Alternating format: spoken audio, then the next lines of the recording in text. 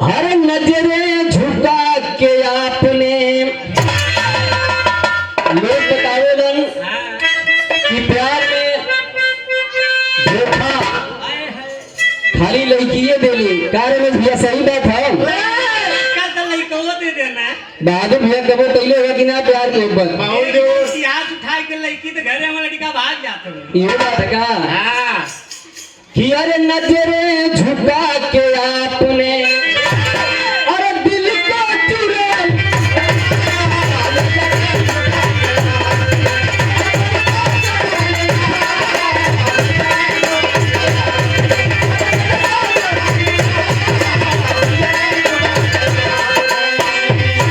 लेकिन ऐसे बढ़िया हमारे विरहा में भाव लिखल गए। अरे भोला की भाव भक्ति में अरे भोला की भाव भक्ति में सबको घुमा दिया भोला की भाव भक्ति में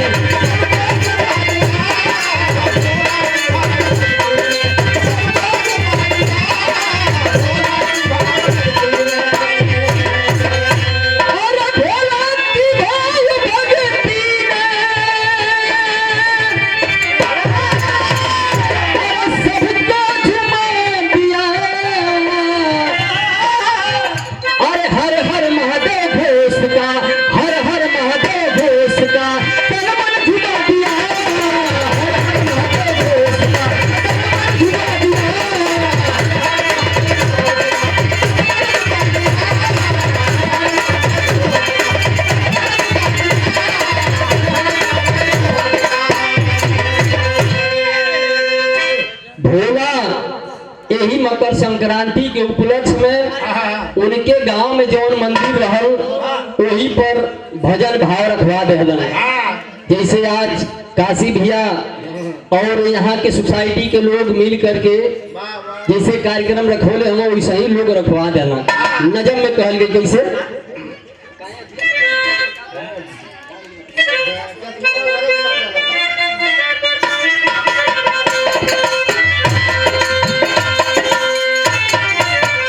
एक दिन भजन भोला मंदिर पे रखाए हैं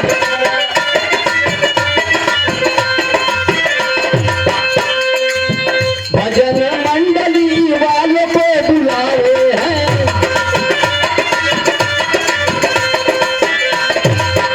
भजन बंद भयल जाके आधी रतिया में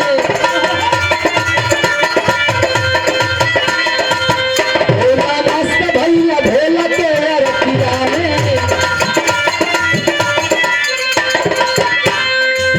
भाव भी भोर भोला से बोले बचनिया हो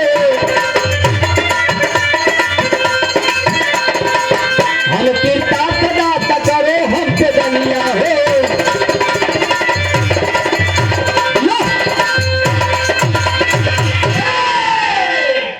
जैसे ही भोला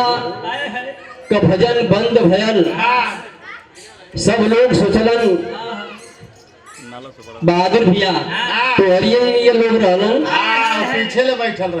पीछे ले बैठल रहल कहला कि आज कहाँ जइबा अब तो 12 बजी गल भौरी चोखा मंदिर पर लगता रहल कहना लोग खा पी के सुता जा जब वही जा सुते लगल तो उस समय गीत लगल भैया कैसे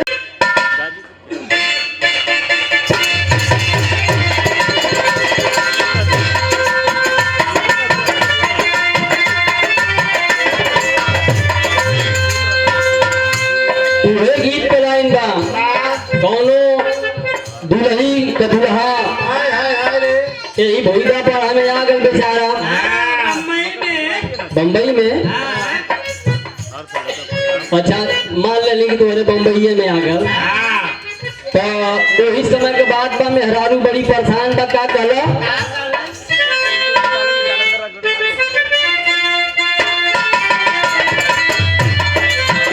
बड़ी अगला रे पिया के प्यार काई बड़ी अगला रे पिया के प्यार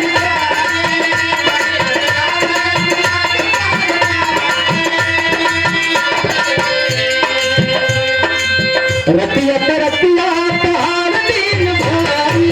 रतिया रतिया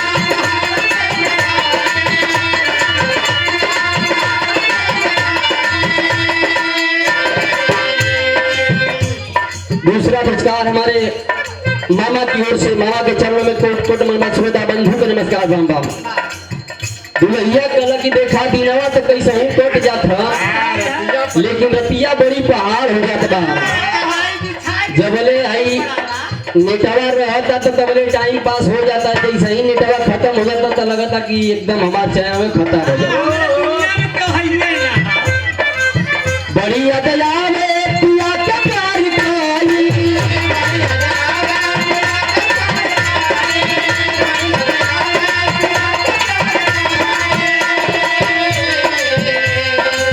रतिया का रतिया पहाड़ दिन भाई,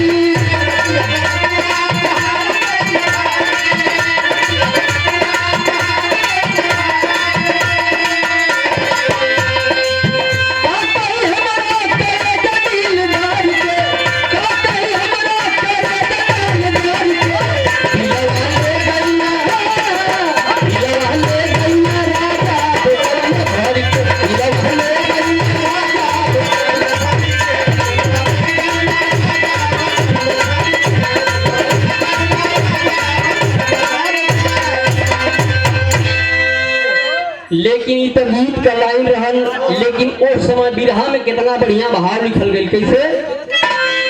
कि रतिया का सुतला जब भोला सपना, रतिया का सुतला जब भोला सपना,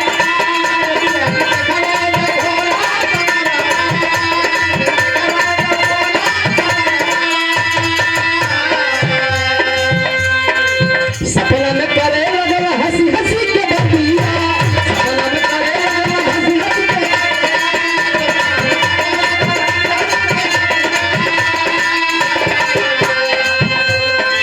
रतिया के देखला जब भोला सपना, सपना में करे लगल हंसी हंसी के बतिया, मिलो जवाब करो भैंसा चखतिया, मिलो जवाब करो भैंसा चखतिया, याद रहे तो हम पूनम के दिना, याद रहे तो हम पूनम के दिना,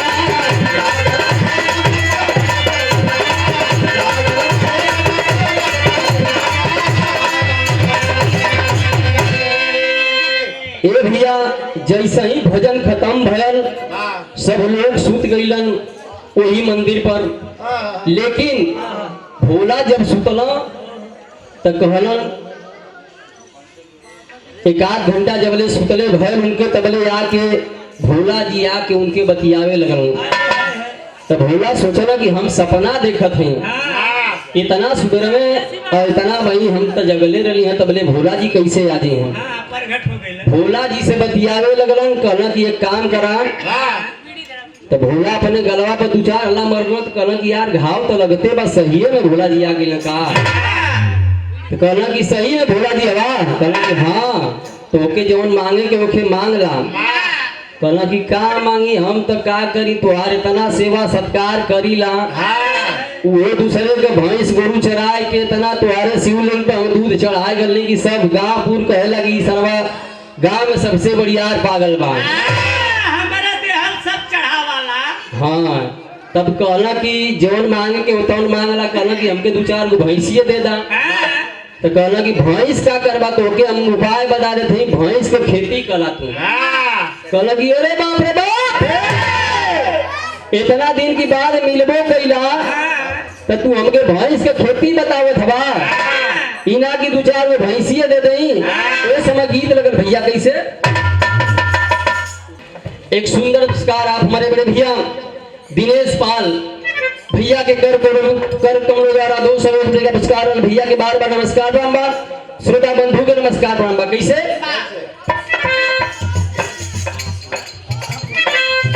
उहे गीत के लाइन बा कि उठवा रंगैली लाले लाल रे बेटिया तू तो उठवा रंगैली लाले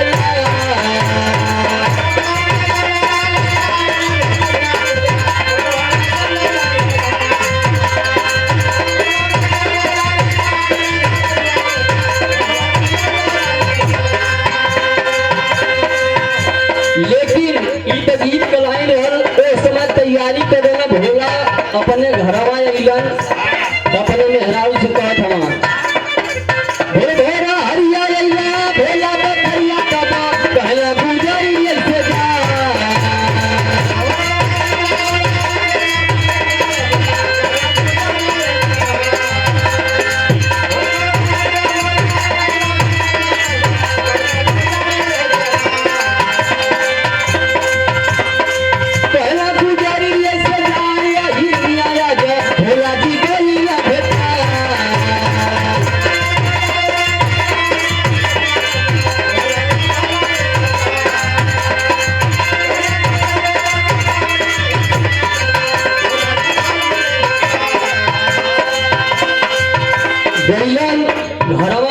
हम जल्दी उठ के चल रहे तो हालांकि आज चलत है सबसे पहले शंकर जी कहना कि भैंस के खेती करा तो जाके अपने घर में आके बतावे लगल मेहरुआ से कहना कि कहा रे हम दे हमार देख बोरा ओरा रखले हैं या पैसा वैसा रखले हैं तो तनी दे हम जात हैं कहना कि का सुबह में बौरा गईला हो रोज तो तनी टाइम से जाला भैंस गोरू लेके लेकिन आज तू सुबह में काम जा गईला कहना कि अरे रतिया के सपनवा में आके शंकर जी बतियौला मजे को हमसे आधा घंटा कहना कि अब बात तो लगत है कि ज्यादा सठिया गल बाई कहना कि आज सठिया नहीं आज तो सही उपाय हमके मिलल है कहना का कहना भैंस के खेती करे बताओ ना शिव शंकर जी बतिया में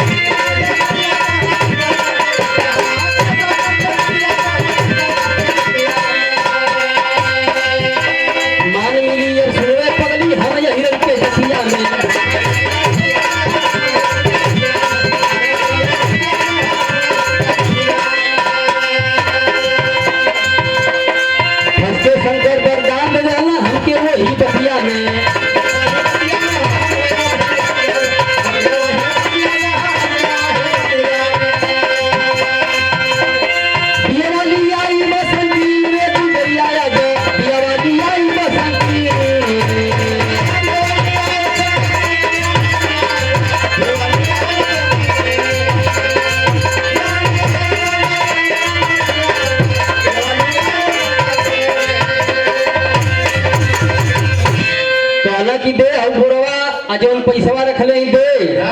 हम जात हैं बाजार से बिया लेके आई आओ के जल्दी हमके काम शुरू करे के कहना कि आओ देखा भैंसिया गोरुआ कुंडिया था दुआरवा पर कहना कि तू मनबी कि तू उठाई गोदिया कहना कि पहले तू दे आओ हम गोरा जो रखले हैं जल्दी लेके आओ कहना कि आज लगत है कि मानी ना पगला मोबाइल फोड़ देगी कि भैंस का खेती कहाँ से के क्यों उपाय बता दे हमारी समझ में ना आवत है वो समय गीत रख दिया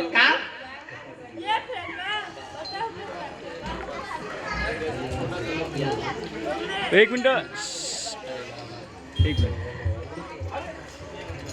अच्छा काशी भैया के मित्र हुआ मनोज पाल भैया बिहार के धरती से बागी बलिया गाजीपुर के धरती से और बिहार सैदपुर से 101 नमस्कार सुंदर माला से स्वागत भैया के चरणों में कोट कोट नमन सुवेदा बंधु कर नमस्कार राम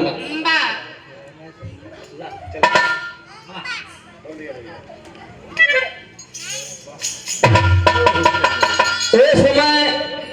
बोरा बोरा लेके तैयारी कर लेना उस समय गीत लगल भैया कैसे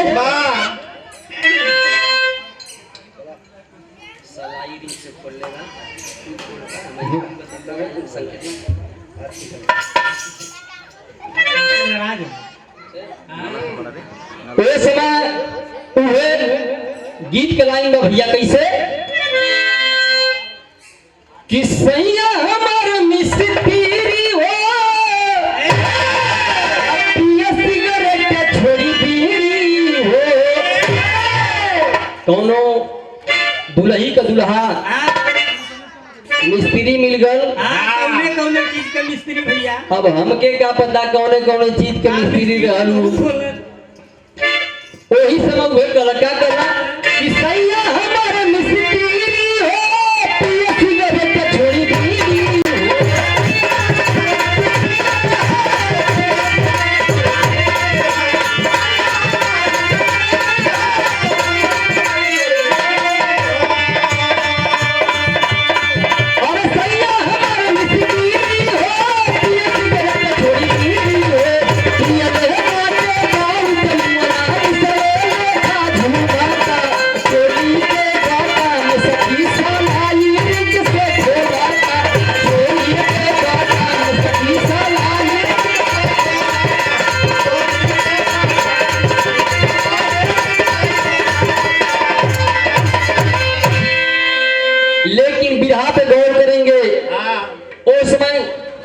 का भाव लिखा हुआ कैसे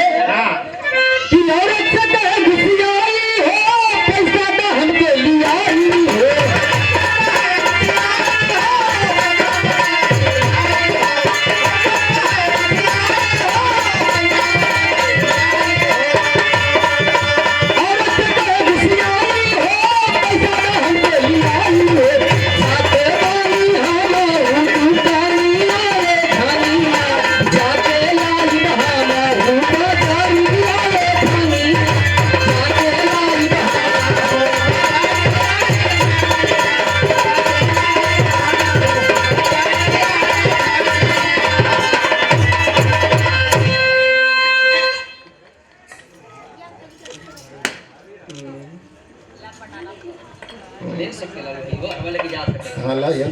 ई परमेश पाल भैया की ओर से 200 रुपये पुरस्कार वाले भैया के चरणों में तो नमनवा सुनता बंधु के नमस्कार बाम बाम। वाह ऐसा ना कि हार वालन के एरिया हार लेके जा सकेला। हाँ ठीक से आई ये बतावे नहीं कि राजा के घरे मोतियों की कमी वाह तो हम काशी भैया से हार ले लिया, पैसा चाहिए तो हम माइनस करवा ले जी, ठीक है ना।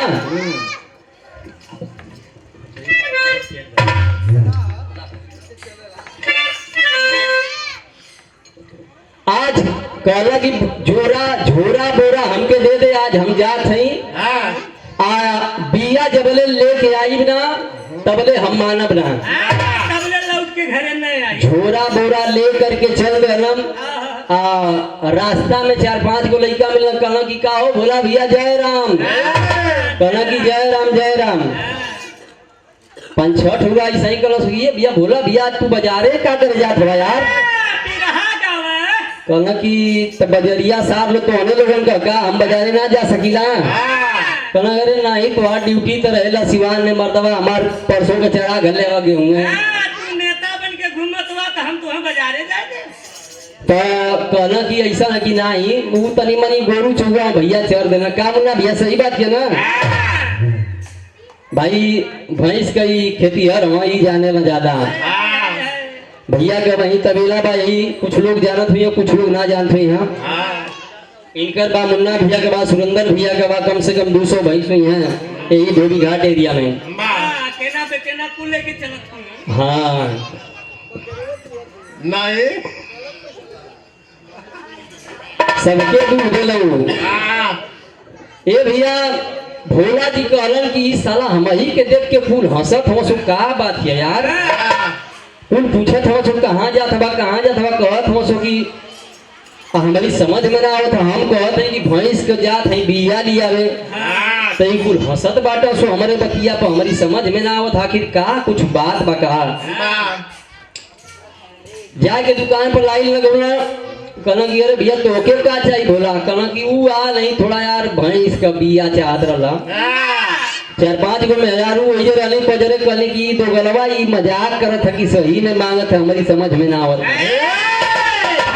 मेहरारू मुंह मोड़ के हंसे लगली सो मैं 2-4 गो औरी तनी मजा ले वाला, कहना कि भैंसिया लिए वाला कैसे लिए वाले के जीवा, कहना कि देख ढेर बात बोल तू सार हर जगह तू मजाके करेला। चूनी चाकर आना रहिला, चूनी चाकर कहना कि ये लेला, लेकिन कहना कि वो हमारी घर में बहुत पड़ल बा हमके भैंस के पियवे दे दा। दुकानदार कहना कि अरे यार ई समझ में ना आवत हमारी का कहत हमारी भोला, कहला भोला हमारी की तो ना मिल पाई वो हमारी की मिल ना पाई। तू एक काम करा तू चल जा बलाक पर। ओ समय कहल गई भैया कैसे, अरे पिजरा वाले पहलिया चलिया खोजे डाल पे जाके बंसी का दस करवाया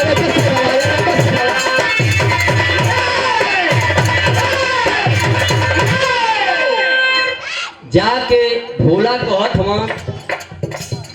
पूरा बाजार दुकान एकदम घूम घलना के उनके बिया बतावत बाना कितना लड़का हो तो मजा ले लगल का हो भोला भैया का यार आज तू लगत है कि पूरा दिन भर पियवे खोजत रह जीवा का। कितना आदमी कहला कि एक काम करा कि तू जाके बलाक पर मांगला तो के भैंस के बिया वही जमीली कहला कि अरे साला ये हमके लगत है कि कुल ये कुल पागल हो सो कि हमके पागल समझत हो सो समझे में ना आवत बा। ये हमारे भैंस के बियवे पे कुल हंसे लगत हो सो ये मजा लेत बाटा सो हमारी समझ में ना आवत है।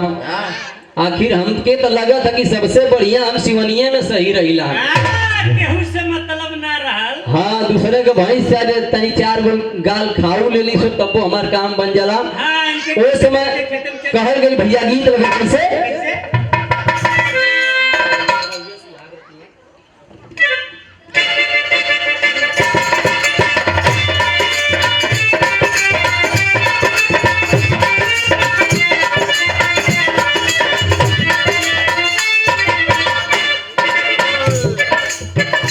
कहीं कहीं लोग बतावेलन कि सरवाई दांते कहाँ कटले रहल हमारी समझे में ना आवेला।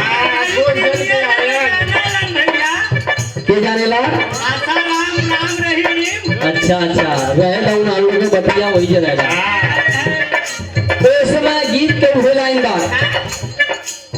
रहुए सुहाग पिया कैलन भाई चेत राजा पहिले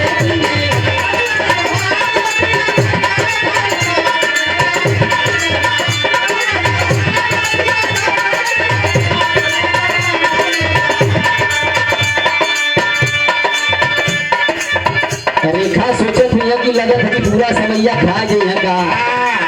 ई समझ लगी हम 20 मिनट में खत्म कर दो समय तो हर नागर बनाए दो दिखा दी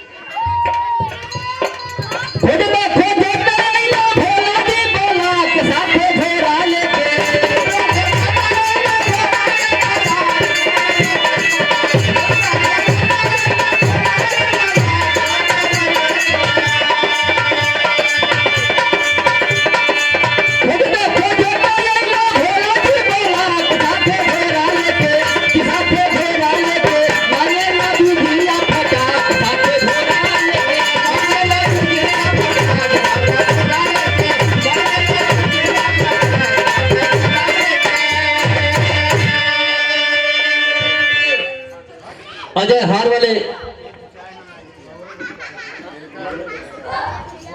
एक सुंदर पुरस्कार आप हमारे बड़े भैया मंगरू गुप्ता की ओर से 101 रुपये का पुरस्कार है। चरणों में कोट कोट नमन श्रोता बंधु के नमस्कार राम। अजय भाई हार वाले ये आगे से ले ला एक सुंदर पुरस्कार आप हमारे बड़े भैया मुकेश पटेल भैया की ओर से 51 रुपये पुरस्कार। चरणों में कोट कोट नमन श्रोता बंधु के नमस्कार राम। भोला से डॉक्टर है भाई सलिया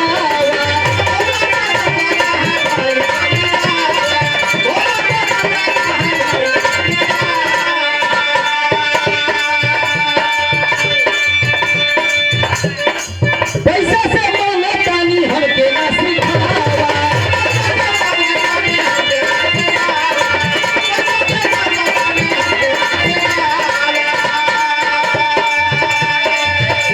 डॉक्टर कहला कि 20 तो तोके जरूर दे हम लेकिन वो भैंसिया लिया बा कैसे लेके जाइबा कहला कि भैंस हमारे पास है ना वो दूसरे के भैंस हम चराइला तो भैंस कहाँ से ले आई हम यही है तोहरी की कि हमके भैंस का बिया दे दा हमके लोग तोहरी की भेजला तोरे हाथ से देगा तो तू कहत हवा कि भैंस लिया बा हमारे पास भैंस रहा तो तोहरी पास क्या करे होती हम डॉक्टर साहब कहला कि अरे मर्दवा ई एकदम सुधरवा से आके ई हमार माथा चटले बा जवान आखिर बतावा तो के हम बियवा दे तो कैसे लेके जाइबा कहला कि हम क्या बोरा लिया नहीं कहला कि अरे यार मटेरियल होला बह जाई गड़बड़ा जाई भोला कहला कि हमके ढेर मत सिखावा ये कहला का कहला कि पैसा से मेहनत तेरी मेहनत ना उधार साथे बोरा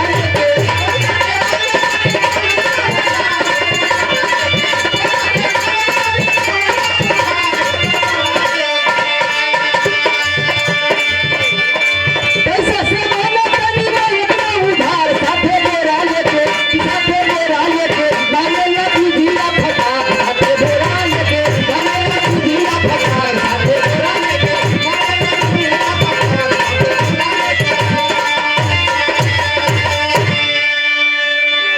भोला कहना कि लगत है कि डॉक्टर साहब तू आज तू सटक गल बा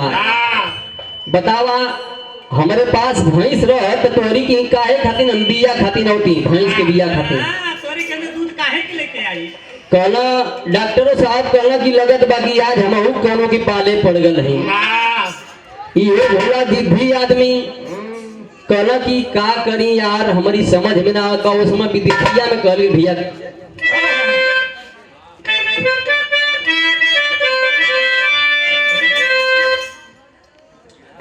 कि भैली हसाई जगह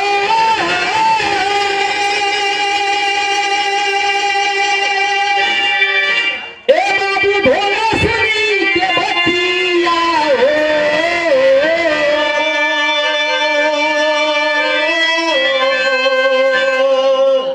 अरे घर मत उठैया तब रही आए बाबूजी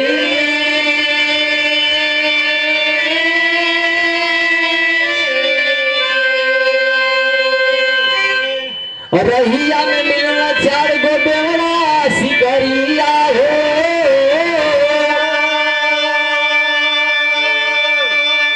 अरे पैसा लेके दारू पियला चारो सारा बिया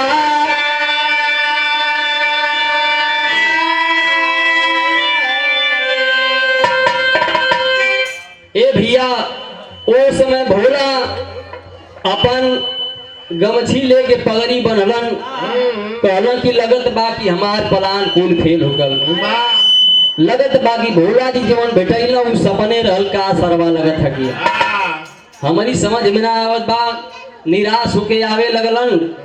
झोरा बोरा वैसा ही टंगले हमन बिना चाह पानी दतुअन कुल्ला कइले एकदम परेशान होइलन रास्तवा में अइलन त 4 गो लइका रहलन कहलन कि अरे हऊ देख देख देख देख देख भोलवा आवत बाजार से आ सरवाई बाजारी का करे गलल ह कहलो सो भोला भैया जय राम कहलो कि का बात है कहलो अरे सारा गल ये बाजारे बिया लिया बे यार बलाको पर गईली हो ना देलो सो साला बड़ा शिकायत बा यार हम तो सिवानिए में सही रहिला हां दिन भर वहीं चराइला हिलो हिलो लगौले रहिला दूसरे के खेत चरा के अपन मस्त शाम के चरिया हो जाला घरे तब ले 4 गो बेवड़वा देखा बेवड़ा और शराबी इतना होशियार होला तो कहला सो कि का हो गला कैसन बिया चाहत है तो कहला भोला की भैंस का बिया चाहत रहला तो ई अपने में चारों बतियावे लगा सो बहादुर भैया कि अरे यार ई कुल भैंस का बिया कहत भाई भोलावा सरवा का बात है हाँ तो ये तबले वही में थोड़ी तोरी नहीं होशियार का लगी हाँ हमारे बाबू रखले ना भोसवा में एक बोरा रखले वो तो के हाथ चुरा के लिया के दे दई हाँ तो कहला कि हमके बिया से मतलब बा भैया चाहे वो पुरान रहो चिरान रहो कैसा रहो उससे हमसे मतलब ना बा पैसा लेके अपन गइलो सो कहलो सो कि चल पहले 90 मारल जा का कहले 90 ना हां 90 तबले अपन मार के कुकुलैला सो एकदम रास्ता में टाइट होके कहलो कि चल आज का काम होगा ले गरीब बहन का कौन टेंशन आज का काम खत्म होगा तबले थोड़ा कहलस कि हे सार पैसा तू ही लेला अजिया लाल भैया आसा जबा का आई ना तो कुटबो करी तबले ओइलो रमेश भैया ने अर्थ कहला कि सार पैसा तू ही लेला तोरे हाथ में रहला तो के वो गोदिया जवन सिवनिया में लेके घूमेला हां होरवा वाले हां वही से टूटी तबले ओइलो थे बहादुर भैया ने होशियार कल किए रे सारे यही देख ना हरिया में थे पहल जात बा भैंस का ठठरी बहल भैंस का ठठरी बहुत जात रहे वही समय तबले थोड़ा होशियार तेज रहल तो वही नहीं है कहले कि अरे चल चल चल चल होके खींचा सो भैंसिया देखो आ जा रे चल चल चल चल घुस गई सो वो समय गीत लगल भैया कैसे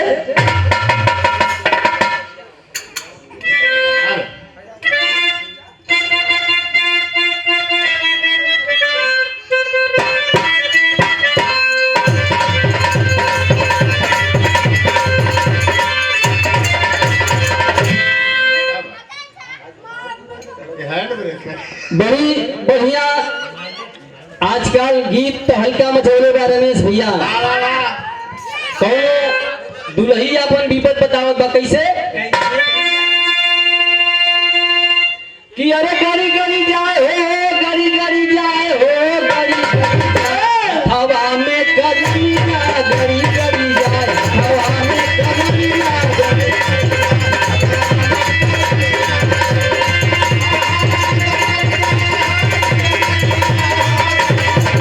हवा में कलमिया गरी गरी जाए हवा में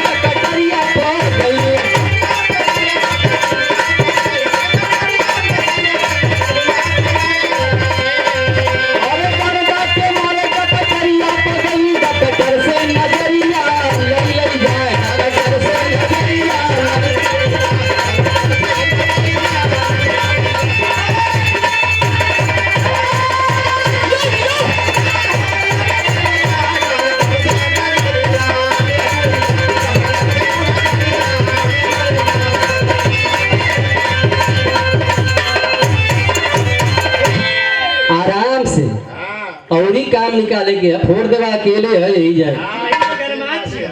और क्या कहला तू ड्राइवर वाले ना तो और क्या कहलस डरने के मारे सड़किया पर गई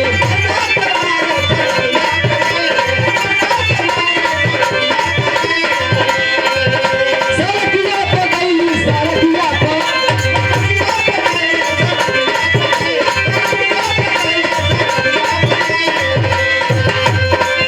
अरे दरगाह के मारे सड़किया पर गई ड्राइवर से नजरिया लग जाए ड्राइवर से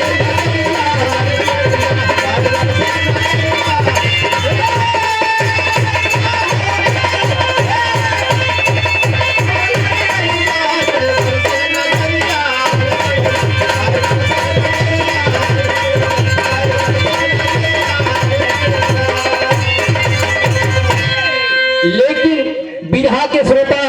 आप लोगों का दिल दिमाग वही जो रहे के चाहिए। ये तो नई की पीढ़ी खातिन के रहला अगर गावे जी तो रतिया भरी है कुछ अलग रह जाई। लेकिन वो शराबी कैलन का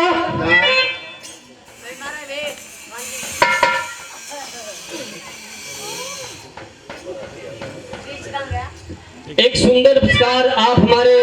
परम आदरणीय बनारसी यादव चाचा की ओर से एक सुंदर पुरस्कार।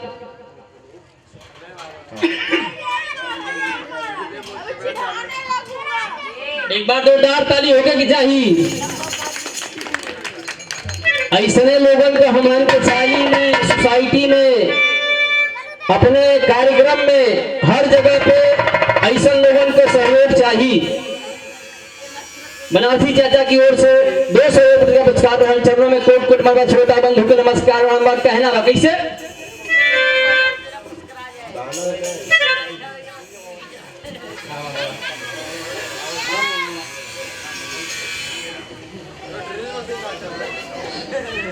भाई इधर से घूम के जाइए ना कैमरा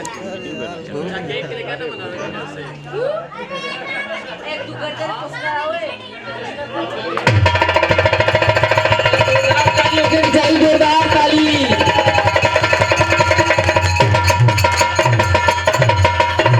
चाहे अच्छा होखे या बुरा पाल नगरी के बसावे में इनकर बहुत बड़ा हाथ रहल। तो एक बार जोरदार ताली होके की चाहिए मौसा खातिर के।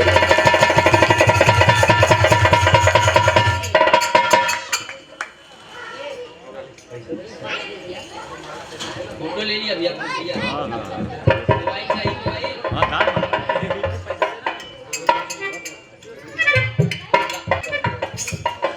हमारे बड़े भैया बबलू यादव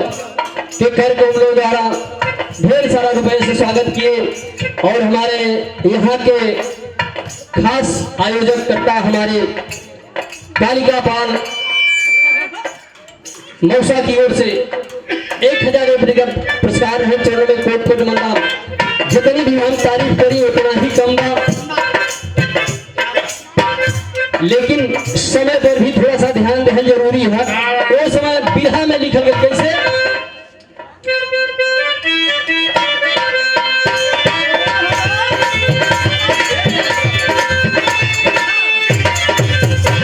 अरे कुदी गई ला नहरा हो कुदी गई ला नहरा हो कुदी गई ला नहरा देखी के हो बहारा कुदी गई ला नहरा देखी के हो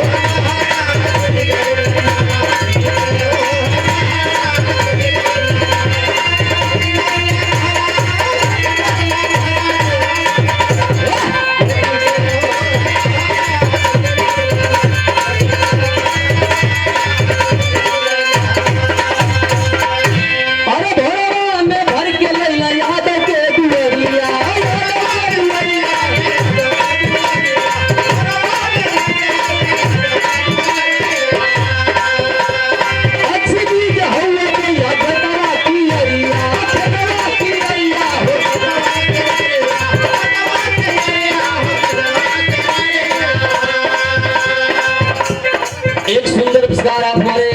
नवल गुप्ता चाचा की ओर से ढेर सारा पुरस्कार है। चरणों में कोट कोट नमन का श्रोता बंधु को नमस्कार। अच्छी चीज है वो बोली हथेतावा की अरिया हथेतावा की अरिया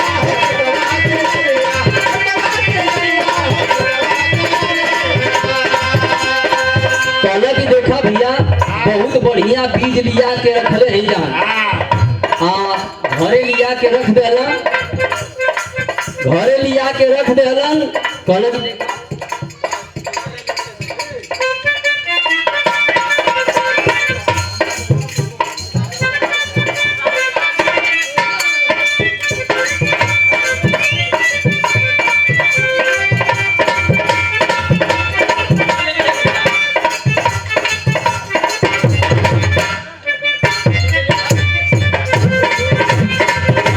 एक सुंदर पुरस्कार आप हमारे बड़े भैया जो हमारे लोग बतावेलन कि रिश्ता बड़ा अनमोल होला। हमारे काशी भैया के सारू हो तो हमारे बड़े सारू भैया तो भैया खातिर एक बार जोरदार ताली होके भी चाहिए। देखा पहले का सारू तो लोग अलग फील होके साधु से लोग बतावेलन कि खतरा भी होला, लेकिन हम एक बात के नाम लीला साधु बड़ भाई तमाम होला। और भैया के कर को मुझे ढेर सारा नमस्कार दो, भैया के बार बार नमस्कार दो, श्रोता बंधु के नमस्कार दो।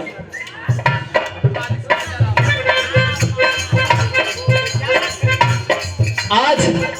जाके बतावत हम चारों जौन रहला सो कहला कि वो दिनवा तो जौन एडवांस पहले रहला वो हमारे बांट गली जा आज के दे देता तनी अपन कहा कि तनी से हम उनका दवाई लगेला संजवा का ना कोयला चुवत है तो कहला कि अरे सारे दो बोरा लीला सो कहला कि ये कहीं बोरा में तोहार खून काम हो जाई एकदम पुरान भी जतनी को वहीवा ज्यादा सयार होई लेके अपन तैयारी कैलन। कहना कि चल भाई मेहरारू के लेके मेहरारू उनकर माथा हाथ धर के सोचत बा कि याद तई लगत बा कि पगला गल बा एक के भैंस के खेती खातिर के एकदम बौरा गल बाई पता ना कि का शंकर जी कहना कि ना कहना हमारी समझे में ना आवत बा। गांव के दो चार को मेहरारू औरी जुटनी करी के रे तोरे और के तो आज लगत है कि बड़ा एकदम फार्म में चलत हमारे कहना कि अरे दीदी का बताई जवान मुंह फुकौना बा कि आज भैंस के बिया के चक्कर में एकदम दिन भर नाश कर गलस। उस समय कहल गेल कैसे अरे जुटल बिरदरी भइल भैंस के खेतिया बतिया बन गई अरे जुटल बिरदरी भइल भैंस के खेतिया बतिया बन गई आ सोचत बता नहीं तो खेतिया बतिया बन गई।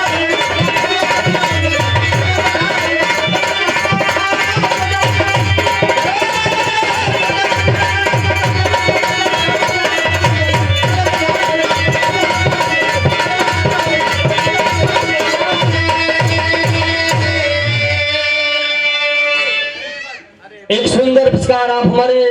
परम आदरणीय कालिका पाल ममसा की ओर से 500 रुपये का पुरस्कार रहल चरणों में कोट कोट मंडम और देने वाले बड़े भैया हमारे बिरहा जगत के बड़े ही सुंदर कलाकार बनारसी भैया की ओर से भैया के भी चरणों में कोट कोट मंडा श्रोता बंधु के नमस्कार रामबा।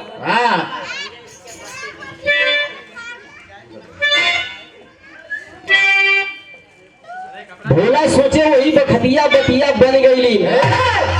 ग्राम प्रधान सारे लोगों के एकदम मीडिया सारे लोग जितना चौधरी उधरी रहना गांव कुपुर का गई अगल बगल सभी जुट गए कहना कि अरे बाप ई भोलावा नाम का एक चरवा बा साला ई भैंस के खेती करे जात बा कौन ऐसा खेती बा हमन के समझ में ना आवत बा। किसान परेशान हूँ ये भैया भैंस के खेती उ तो अपन बरहत जुगाड़ लेके हंस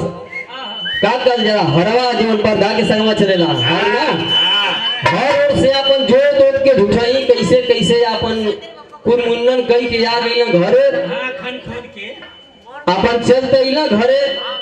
मर मिठाई कुल बटना एकदम हाहाकार हुल्ला मच गल कि भैया ये भैंस के खेती करे जात हवा सारे लोग चौधरी उधरी समझावत हो कि अरे भोला ऐसा भैंस के खेती ना होले भैया भैंस तो अरे भैंस रही तो भैंस से बाल बड़े रे भैया सीटी दे तनी से ध्यान दे दे जा।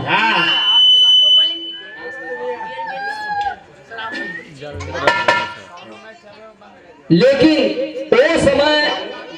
भोला से ज्यादा होशियार एक जाने रहना जीवन प्रधान जी रहना कहना कि अरे यार तो देखत ही तो साला भोलवा ई पगला गल बा या ओकर देखत तो खेती बढ़िया कर दी तो हमरो लगत ऊपर धनियो गड़बड़ा जाई। इनसे देखा होशियार के बा अल्लाह में कहल गेल कैसे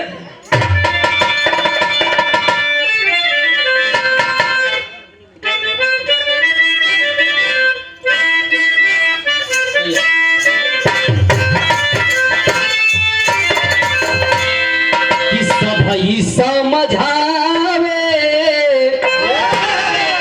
अरे सबई समझावे भोला माने नाही बतिया भैया।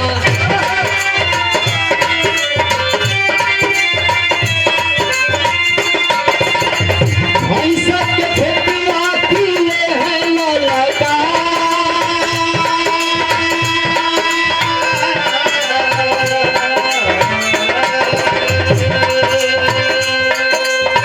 छुट्टी गई लगाई सगरी नगरिया दादा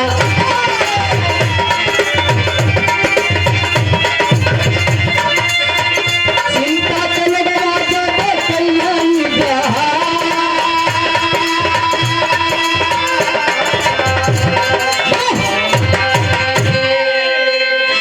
सारे लोग समझावत हम उनकर गांव पूर सारे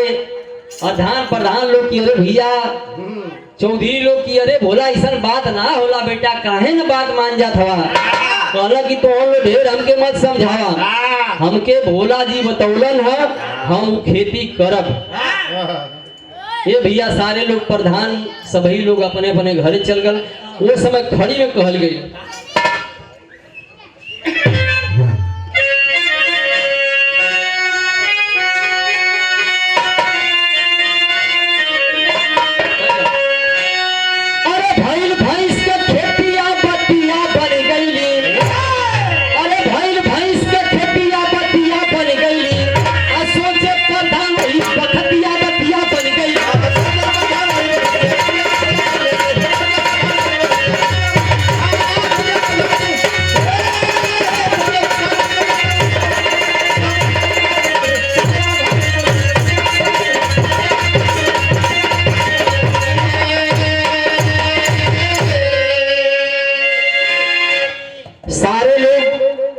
अपने अपने घर चल गए। 2-4 दिन के बाद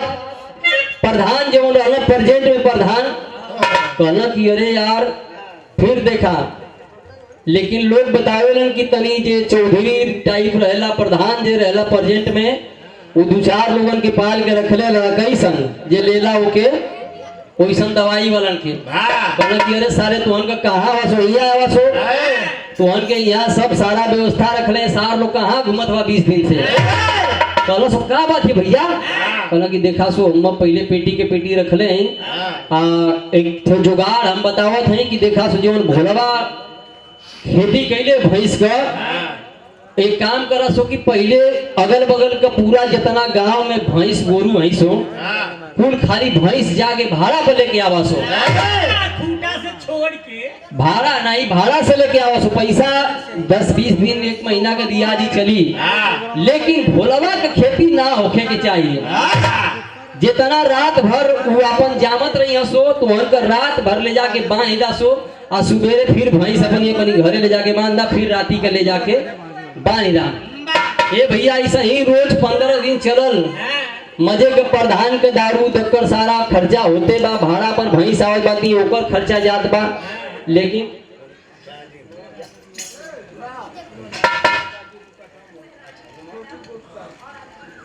छोटू गुप्ता भैया की ओर से ढेर सारा नमस्कार भैया के बार बार नमस्कार बा। गाजीपुर नौनहरा थाना न हो भैया नौनहरा थाना भैया के बार बार नमस्कार बा। श्रोता बंधु के नमस्कार बा। आज भोला का खेती बिगाड़े खातिर के प्रधान जी जौन प्रेजेंट में रहलन पैसा भी नुकसान कैलन और लास्ट में का कैलन कि एक दिन देखलन भोला जाके देखलन सुबह में तो भैंस एकदम मार अगल बगल घेर के बनले रहना बांस से आ देखत बाटे तो भैंस मारे बड़ छोट बाटी सो ही खेत में। अरे बाप रे बाप तबले चिल्लाइना कि अपने घरे घरे मलकिनिया दौड़ी है रे भैंसिया हमार तैयार हो गई सो कुल एकदम ए भैया तबले ही कुल बेवड़वा जब सुतल हो सुबह अरे भैया ये हमान के भैंसिया कला की तोरी बोए की भैया देखत हवा ना गोदिया सब खेवना कुल भाग गइलो सो ए भैया भैंस कुल घेराई लली सो ओकरे घर का अपने मेहरारू लइका सबके बोलन एकदम खुशी से एकदम पूरा हाहाकार मच गइल भोलावा जवन कहले वाल भैंस के खेती करे के आज वो भोला एकदम बात जवन बाकी सच निकल गई प्रधान एक छोटी सी पंचायत रखना है बेटा हाँ देखा डॉक्टर के देखा खेती होती भैंस बिरहा ना समझ में आवत हुई लेकिन आई भोजपुरी भाषा तो समझ में आवत थी ना बेटा लड़का ये हमारे बाबू फुर्सत में लोग छोटू गुप्ता भैया की ओर से ढेर सारा नमस्कार और भैया के बार बार नमस्कार बम बम कठवा मोड़ भाला ना हो आज प्रधान जी सोचत हम कि कैसे हूँ भैया वो हमार गलती से हो गल कहला कि भगवे की ना यहाँ से कहला कि तुहार तब वही ये बिगड़नी यहाँ अगले साल पर धनी हो हम तुहार खा जाई ए भैया सारे लोग चौधरी पंचायत आके कहत हो कि प्रधान जी बोलौना जीवन प्रेजेंट वाला कहला कि अरे भैया भैंसिया दिवा दा मन का देखा गलती हो गई कहला कि अरे भैया ओकर बीच में ना जा जब कहिए से कहत लगी भैंस के खेती करब और बोले ना ओकर सही में ओकर हो गल होई अब तोहार गलती बा वो बात के तू समझा हमारे बिरहा के यही समापन रहल कहना बा कैसे